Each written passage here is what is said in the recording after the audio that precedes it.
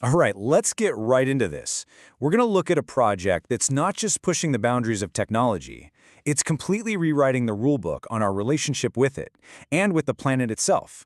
This is the story of a single, powerful vision that's blending ancient wisdom with space-age tech to solve a massive crisis happening right here on Earth. And it all starts right here, with this simple but incredibly profound directive from Jason Carter, also known as Bear Standing Tall. Now, this isn't just some corporate mission statement. This is the absolute heart, the gravitational center for the entire indigenous AI data center in space. It's a project built not for next quarter's profits, but for the next 7 generations.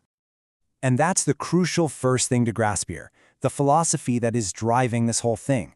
It's asking us to look way beyond stock prices or market share and to think about a fundamental shift in how we see time, our own responsibility, and the technology we create.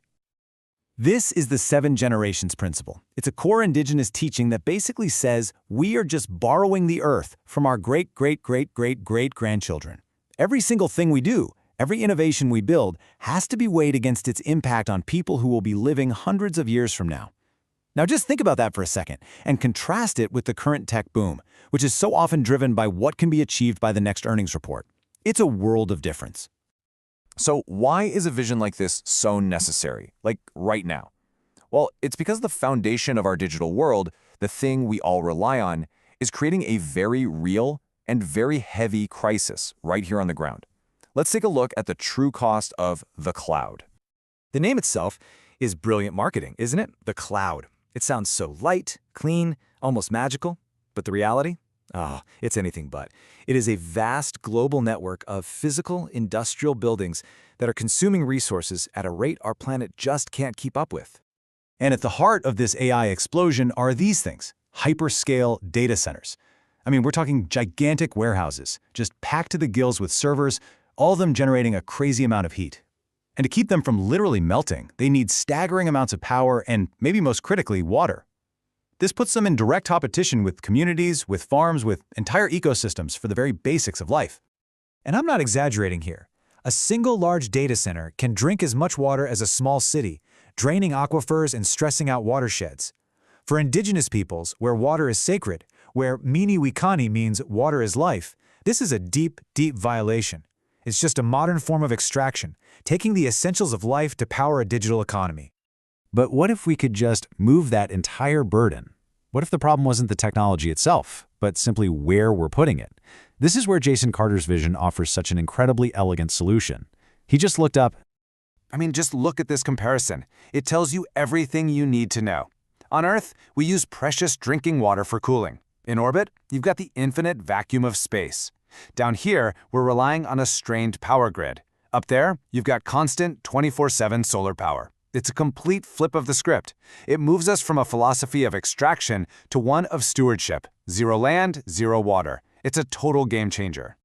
So let's break down how that works, because the physics are just perfect. First, you've got the cold. The vacuum of space is about minus 270 degrees Celsius. It's basically a giant infinite radiator. The heat from the servers just radiates away. No water needed, period. Second, you've got the sun. By putting the satellite in a really clever dawn-dusk orbit, it stays in perpetual sunlight, generating its own power continuously. It becomes a self-sustaining system that leaves Mother Earth completely untouched.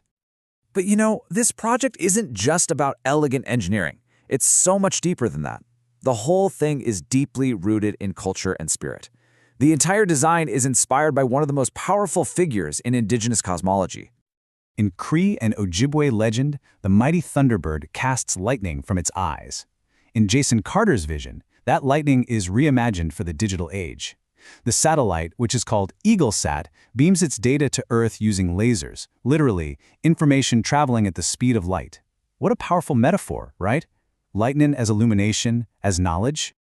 And the legend continues. It says the Thunderbird's huge wings create the sound of thunder when it flies. And the technology mirrors this. The satellite's massive solar arrays are designed to unfold in orbit just like an eagle's wings, catching the sun's energy to power its thought. This is biomimicry at its most profound, learning from the masters of the sky. And maybe most importantly, the Thunderbird is a protector, a guardian against the monsters that threaten humanity. And that is this satellite's ultimate purpose. Its immense computing power, that's the thunder. It's the sound of power being used to fight our modern monsters: climate change, disease, the loss of our planet's biodiversity. It's a guardian for the future.